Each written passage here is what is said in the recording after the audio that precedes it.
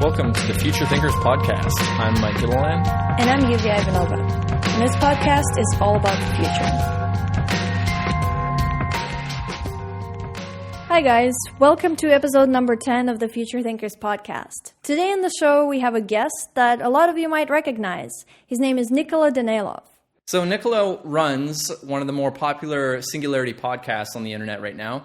He's interviewed almost everybody in the singularity space that matters, that you can possibly think of, from Peter Diamandis to Kurzweil to pretty much everybody who's talking about singularity, longevity, robotics, artificial intelligence. So we asked a ton of questions about all of these topics, and so here's the interview. It's a bit longer than usual, but hope you like it. Thanks for joining us on the podcast today. It's really great to have you. It's my pleasure, guys. I haven't been on a podcast with two hosts at the same time so far, so it will be interesting for me too. So you've interviewed a lot of people about the singularity, the future, robots, AI, nanotechnology. I'm curious as what your vision for the future is, and what do you think the biggest obstacles are going to be to get in the way of your version or what most excites you about the future? There's two things that stand out for me after doing probably about 150 episodes with some of the, quote, smartest people around the world. First, the experts are all over the map. There's hardly agreement on anything. For example, some people say the singularity would be the best thing that could happen for humanity. Other people would say that it will be the end of the world. And each of those groups are equally smart and equally brilliant people. And that's generally the whole opinion spread or the whole spectrum on our views of humanity's future. Whether it will be the end or it will be the beginning or whether it be somewhere in between. I personally, what I've learned from that myself is that, in my opinion, as far as I can tell, the future is wide open. And that means to say that it could go either way. I would say that what will make the difference is humanity. So that's the good news. For me, the good news is that anything is possible, despite the fact that there are all those experts who say that the future will inevitably be this and inevitably be that. I don't think that there's anything inevitable about our future. I think it's absolutely wide open. And I think that basically we can be in charge. If we're not in charge now, we can be in charge. We can steer it in the right direction. And we can bring it towards the betterment of humanity rather than the end of it. And this is actually kind of where I see my own function or my own purpose of my Singularity One-on-One podcast, which is to say, to start the conversation, to bring light to all those opinions and possibilities, and hopefully in turn that will create the motivation, the awareness, and start the process of learning how to steer towards a better outcome rather than the worst one. That's really great. I really like that outlook. Kind of gives the power to the people who are, listening to your podcast and just people who are out there trying to think, oh, well, am I actually going to play any kind of a role in the future? And I agree with you. I think we're all going to play a role, and we can definitely, take steps to make the future the way that we want it to be. Yeah, we shouldn't be spectators in our own future. That's the whole point of my podcast and basically everything that I've been doing for the past 5 years. We should rather get up and be active participants. And if we do that in an intelligent and educated way, I think we have pretty good chances. Of course, the outcome is never guaranteed, but it's always better if you are proactive rather than passive. What kind of things do you think we can do to sort of influence on the positive side? There's a number of things. So the first thing is to get off our butts. The second thing is to embrace the scientific method, to stop arguing about stuff that can be proven scientifically. And the third is to bring in what I think is the most, or one of the most important elements anyway, and that's ethics. If we have the proactive element of us actually actively partaking into the discussion and then the actions necessary to steer our future, and we do that while studying and implementing the principles of science, as well as a very serious ethical consideration of the potential outcomes in ethical terms, because that's the place where science is incomplete. And that's to say ethics. In other words, science allows us to accomplish all kinds of outcomes without necessarily giving us the tools or the awareness of whether those outcomes will be better or worse for us. And this is where ethics is so important, I believe. And that's why, for example, there's a common misunderstanding that my show and my podcast or my blog, Singularity Weblog, is a technology blog. That's not exactly accurate. What's more accurate is to say that my blog is a blog about ethics and technology is just a context. Because you see, for me personally, while all those details are very interesting about this or that incredible technology, such as, for example, 3D printing, nanotech, artificial intelligence, genetics, synthetic biology, those are all absolutely fascinating topics. But the bigger question is always, so what? If we forget that, we are always likely to have a problem in the end of the day.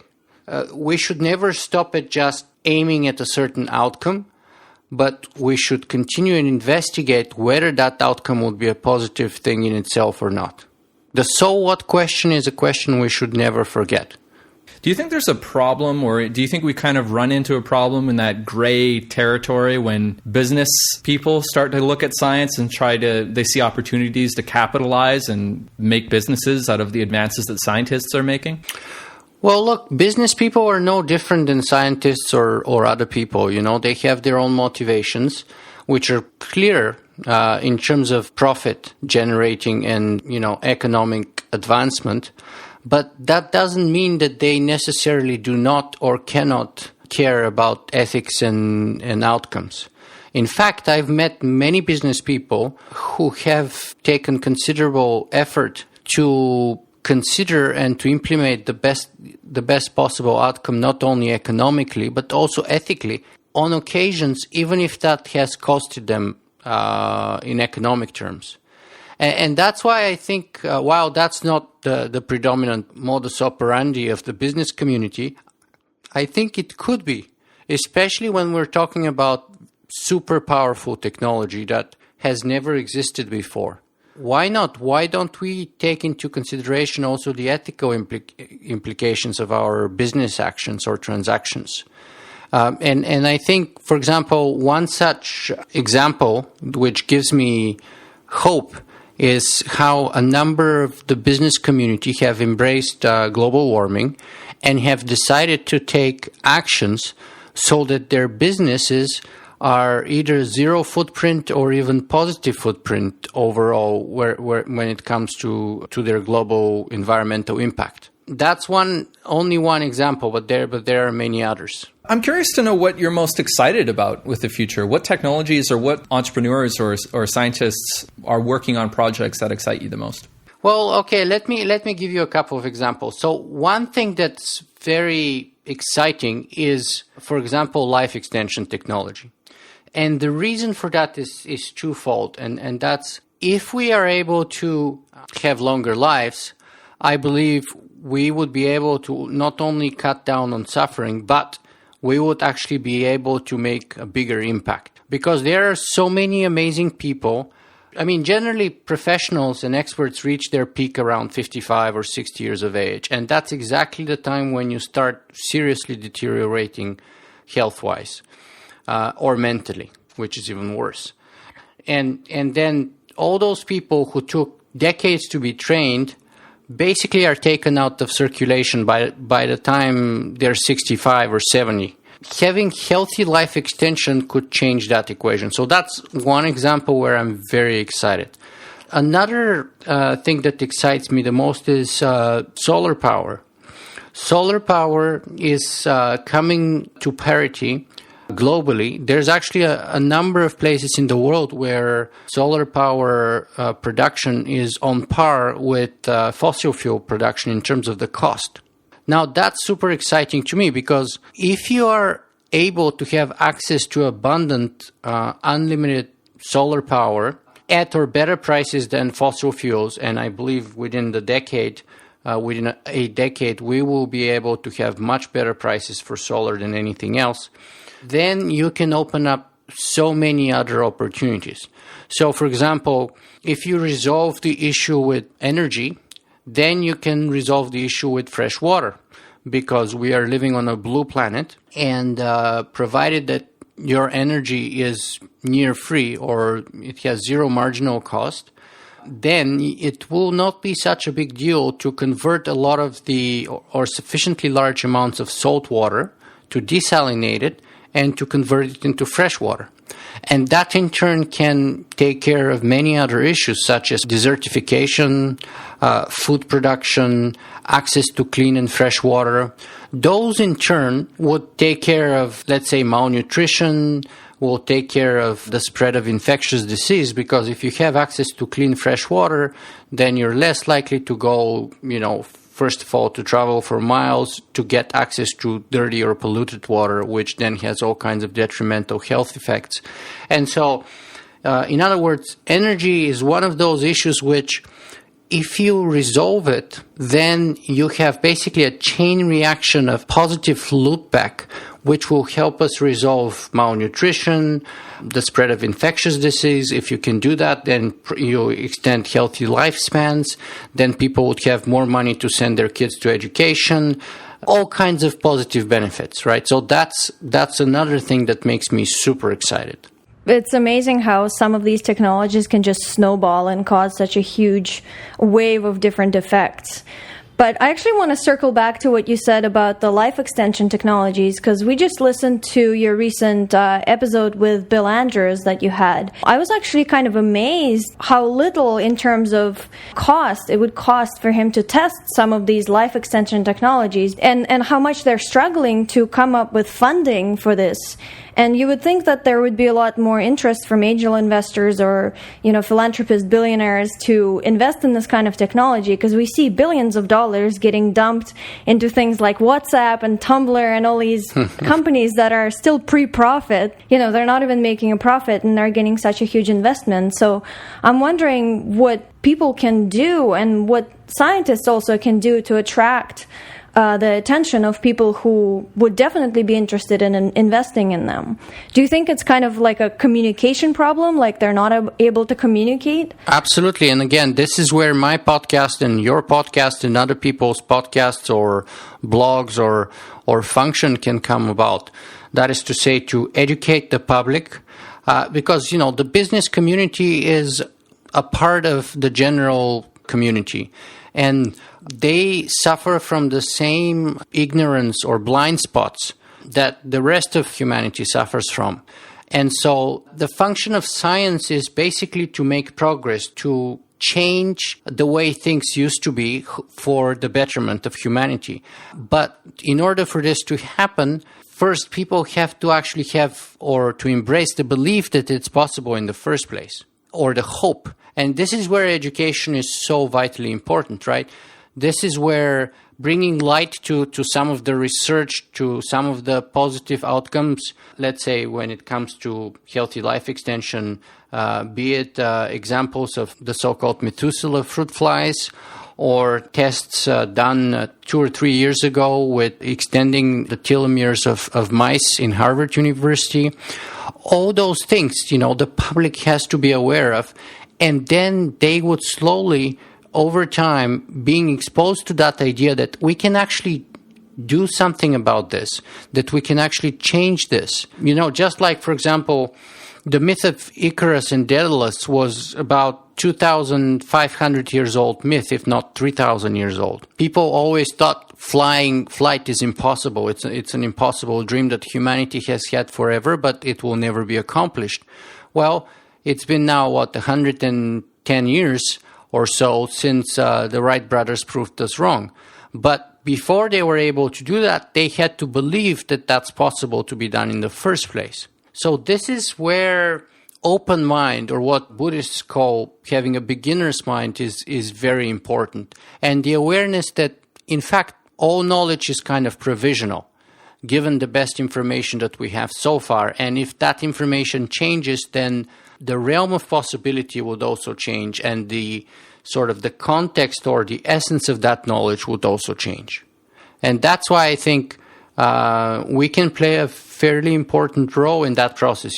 I'm not a scientist myself, but I've been fortunate enough to speak to some of the best scientists around the world, and many of their amazing ideas do not get enough exposure as they should. And Bill Andrews is a perfect example of that. I mean, he only needs about $40 million to make a human cell or to do the research necessary, which gives them lots of hope to believe that they can make a human cell immortal. Now, what's $40 million for that, right?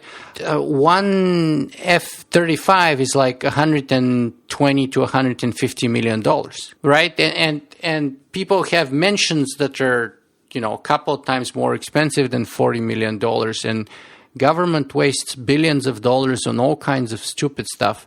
$40 million in the context of things is not that much, right? But what's lacking is a concerted, deliberate effort. And I mean, part of it is the fact that for many thousands of years, people promising life extension, or what used to be referred to as the philosopher's stone in the age of the alchemists, were basically snake oil salesmen. And so we have this very long ingrained resistance to the idea. And that's fine. Skepticism is a very healthy point to begin with. But once science enters into the realm, we can learn and we can build upon knowledge. One of the problems with the alchemists is that everything that they did was done in secret. And so everybody had to discover the hard way that mercury is poisonous. And if one person died, nobody ever found out about it. So then the next alchemist had to try mercury to live forever, and then he ended the same way as the previous guy because there was no sharing of information. That's why information is so important, and not only positive information, but negative information. So when you fail in an experiment, it's also very important to share that failure, so that others don't waste their time trying the same experiment, but move to other more productive alternatives. Mm-hmm. We have a lot of younger listeners who are aware of what some of the changes are that are happening now and where they could be going in the future, but they don't really know how to contribute to them. And Yuvi and I are aware that you've completed the program at the Singularity University. And I'm curious about what your experience has been there and what you studied and what you got out of that program. Well, so first of all, let me just say, for the young people out there, they can make an impact more than it's ever been possible before in the history of the world. Simply because we have the blessing of living in a world where it doesn't matter where you live in India or in Nepal or, I don't know, in Africa somewhere, you have access to the latest information, the latest research, and you can put stuff out there for the rest of the world to see. And you can engage those ideas and you can work on them. So first of all, we're starting from a position of power here, like unlimited power. That's what technology basically provides us, leverage. Secondly, the opportunities to become a scientist or to become an entrepreneur, I think, are much greater than ever before. That pertains pretty much to the fact that, again, access to information, we can access for free all the best courses from the best universities, the best business schools, the best science courses in the world. And there are some exceptions, like, for example, I don't know, if you want to be a neurosurgeon or something like that. But in most cases, let's say 90% of the time, I would say that you don't necessarily need a diploma to be able to do something. As long as you have acquired the knowledge and you have the skill, and it doesn't matter how you got there, you can do that on your own nowadays, then you can be successful in that field and in that realm. It used to be the case that diplomas were so important. I chased diplomas for about 7 or 8 years of my life, have a bunch of them, but really in the end of the day, they sit here on my wall and collect dust. It's not what you know, it's about what you do in life that makes the difference. And so I want to say, Singularity University is the most amazing place I have been to. But don't take it as a make or break option for your life. Don't say, well, I didn't get accepted to Singularity University and therefore I cannot make an impact on the world. The reality is you can get accepted to Singularity University and that's still not a guarantee that you will make an impact on the world. what matters is your determination and your desire to make a difference. And that cannot be given to you by a person or an institution. It can only be earned. The main point here is don't consider Singularity University as a must for doing something with your life. Now, having said that, my time personally at Singularity University was pretty much some of the most incredible time that I've had in my life, because it's very unique in the sense that it is located in Mountain View, California, on NASA's Ames campus. You get unique, very privileged access to some of the smartest people around the world, the biggest corporations, the most pioneering visionaries in a number of fields. And that kind of environment can act both as an inspiration and an enormous education in a very short time, and also as a networking sort of environment where you get to meet all those kinds of people, and when you bring your own ideas along with you, of course, then they may actually notice something in yourself, and then good things can happen. Singularity University is a fantastic place to visit. And it would probably accelerate your idea or your ability to make a positive impact on the world for a number of reasons, due to the knowledge that you will gain in a very short period of time, the people that you're going to be exposed to and meet, the friendships you're going to develop there. So all those things are very important, but you can get those things in other ways. In other words, online, and it will take you longer time, but it is still doable as long as you have the motivation to do it. So go try and apply for Singularity University. Chances are it would be the best place you've ever been to, and it would absolutely change your life and the way you perceive the world and what is not possible. But if you don't get accepted, don't think too much about it and just move on and change the world anyway. Have you heard the concept of a digital nomad? Yeah. So it's interesting when I hear talk about the loss of jobs due to automation, because on our side, we're just seeing the world as a world of abundance, because there's just opportunity everywhere when you take it from the entrepreneur side. Yeah, I wonder what you think about, young people, for example, growing up somewhere with that idea that you have to go to university, you have to get a degree, then you get a job. And then there's the reality is that a degree doesn't necessarily give you a job, and that a job might not even be something important or not something that matters to you. I mean, in terms of what you're doing at that job. What do you think about that sort of new life path of more and more people going into entrepreneurship, more and more people skipping university and just educating themselves on their own and acquiring those skills that they need to have? Yeah, I mean, I have the highest respect for entrepreneurship. My wife has, until recently, she had 2 businesses and 1 not-for-profit. So after 3 years, now finally she stepped down from the not-for-profit so she can actually scale down on her time commitments. I have one of my own, which has been the blog and the podcast. So, and again, going to what I said previously, education used to be necessary. And I mean, formal education and diplomas, such qualifications used to be necessary. Right now, they're not anymore. And the way actually education works right now, and it has been working for the past couple of 100 years, is that basically education was created uniformly disciplined workers for the post-industrial revolution kind of period, where you had mass production, and in order to be able to sustain that mass production, you needed a mass-trained workforce with sort of uniform qualifications, which were required to fill in those mass available job opportunities. Well, that's not the age we live in anymore. Right now, we're going towards more customization. We're going towards the long tail of jobs, which is to say endless niches of opportunities. The world is changing so fast that by the time people graduate from school, the job market and the job opportunities are very different from the time they've actually entered. I mean, 5 years is a long time nowadays. So again, unless you are a doctor or a couple of other very specific professions, I would not say that formal education would be the best way to go. So that's number one.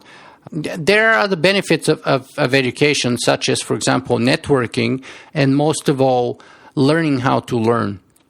So as long as we have that kind of explicit awareness that the most important part of learning is learning how to learn, how to do your research, how to sort of distinguish and differentiate between good science and bad science, good outcomes and bad outcomes. In that sense, education can be very helpful. But again, I believe you can acquire that not necessarily in formal institutions, so they're not a must.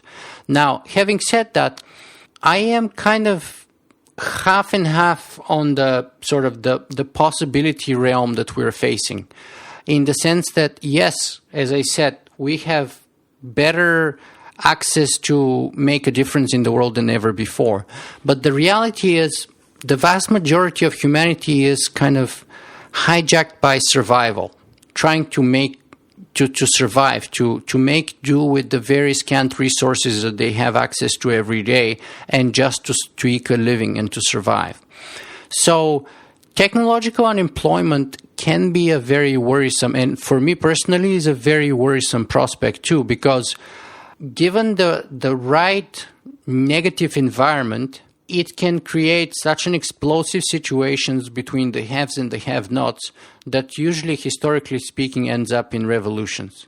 If that were to happen, then I'm afraid that basically it can end up destroying everything that we have accomplished for so many years. That's why that transitional process is a very tricky one. And also it again comes back down to education, because the changes in our society, in our economic system, in our abilities to find work, to make a difference, to make a living, to make profit, to create businesses are going so fast that, and the mindset that we have developed has such a strong inertia and momentum that it's always lagging behind the reality that we live in, at least for the vast majority of the population.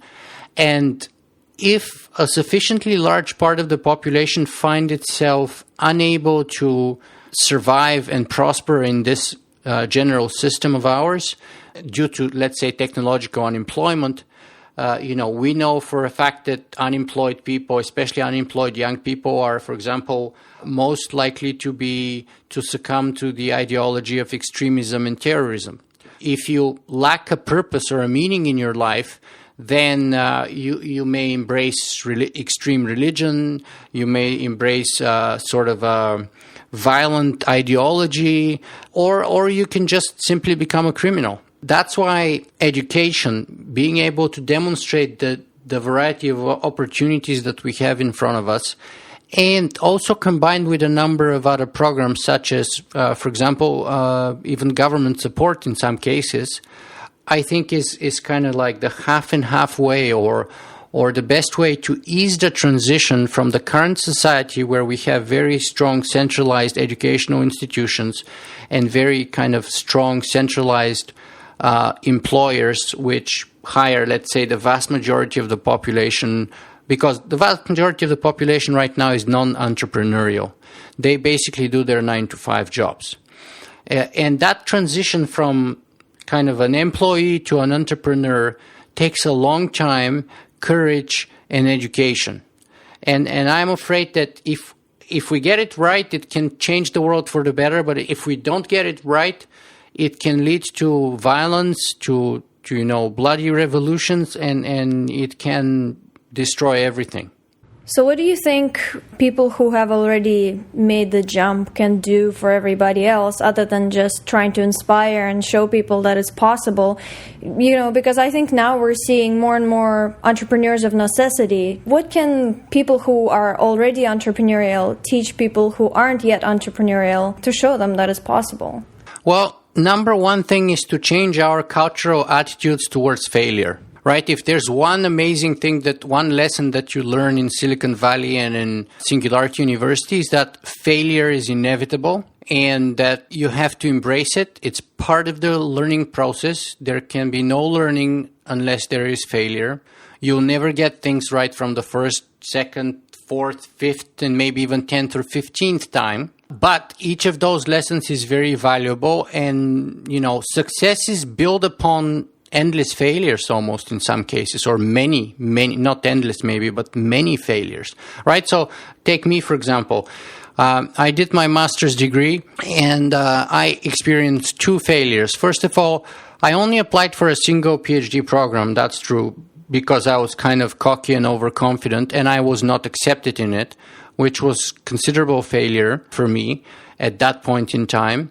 And also, after that, so I applied for PhD, didn't get accepted, graduated from my MA, started sending resumes. That's about 5 years ago, at the peak of the recession, around 2009. And I stopped counting after I sent maybe 200 resumes, but I kept sending them. So I probably sent something like 300 or 400 resumes. I had one interview, and after that process, I had not a single job offer. And what happened then was, well, basically, one of the applications that I sent was an application to a place called Singularity Hub. And they had an open call for staff writers, basically, or freelancing writers. And I thought, well, the Singularity is a cool concept. I actually did a lot of work on or research on it while I was writing my master's thesis. So I thought, I know the topic. I'm also an okay writer, so I thought I'd be perfect for the job. But they never ever bothered to respond even to me. After waiting for a week or two, then it finally occurred to me that I'm not getting a call back, despite the fact that I thought I'd be perfect for the job. But a couple of days later, it occurred to me, well, look, maybe I don't actually need those guys. Maybe I can actually do that on my own. Maybe, just maybe, I can actually start and do that entire thing entirely on my own. And of course, I had a number of fears. So first of all, I had no technical knowledge whatsoever. I mean, I have an education in political science, philosophy, and economics. So I knew nothing about HTML, nothing about computers, nothing about web design, nothing about blogging, nothing about anything relevant or helpful in that manner. So I had to start from the ground up. But technology has gotten so ahead of its time, and now, mind you, that was 5 years ago. Now it's even easier than ever before, that you can start with an online business for $100 or a couple $100 at the most. And I think I started with something between $50 and $100. So failure is not very costly. As far as the knowledge and skills that you need to do that, you can actually acquire them for free online nowadays. You can learn everywhere. And this is what I did. And so I started with a failure in multiple levels. I ended up, because of that failure, discovering kind of like my mission in life, if you will. I actually love what I do every day. And I get hundreds of emails of people telling me how I've made a difference for their life. So the moral of the story for me here is that number one is we have to embrace failure. Secondly, we have to embrace fear. Not only did I fail, but as I said, I was very fearful that I didn't possess any of the knowledge of the skills. When I started actually podcasting, or before starting podcasting, I was very afraid that, I have a very strong Bulgarian accent, so I was worried, who in the world is going to listen to me if even my English doesn't sound right? How do you start a podcast if you don't sound right? Right? So I had a serious fear, because I thought, well, people would just not even bother listening. They'll just hear the first couple of sentences that I utter, and they'll be like, oh, this guy doesn't even speak properly, so forget about it. But despite all those worries that I had, and the fears and failures and stuff, basically, as Gary Vaynerchuk says, you figure out what you want to do and you beat it to death until it actually, you knocked you down in the end. So as long as you're motivated to persist and build upon those failures, then you can get it right eventually, and that's how you start making a difference and start making progress. And when you do that long enough, it takes many years to have an overnight success, but it's possible. So what kind of future do you think you would like to see with all these technologies and with people kind of waking up, becoming more focused on self-improvement and independence, and potentially people learning how to communicate their ideas and getting funding for things that matters? The future is not some place that we're going to. The future is something that we are creating. The future that I see is one of our own creation. And so The paths to it are not to be found or discovered. The paths to it are to be made. The future is to be created. That's the kind of future I see. And so that's why, to me, it's an open question. Are we going to create a great world and a great future that we all get inspired by or not? Either way, it's up to us. So that's the future I see, is not the future that happens to us, but it's the future that we create. I think that's a perfect way to end the podcast. All right. Thank you so much for being on the show. It was really, really great to have you. My pleasure, guys. I'm very happy to have had this conversation with you today. I enjoyed it very much. All right, guys, that's it for the show. Thanks for listening. If you want to check out anything that we mentioned in the show, we always have tons of links and information on our show notes at futurethinkers.org/episode 10.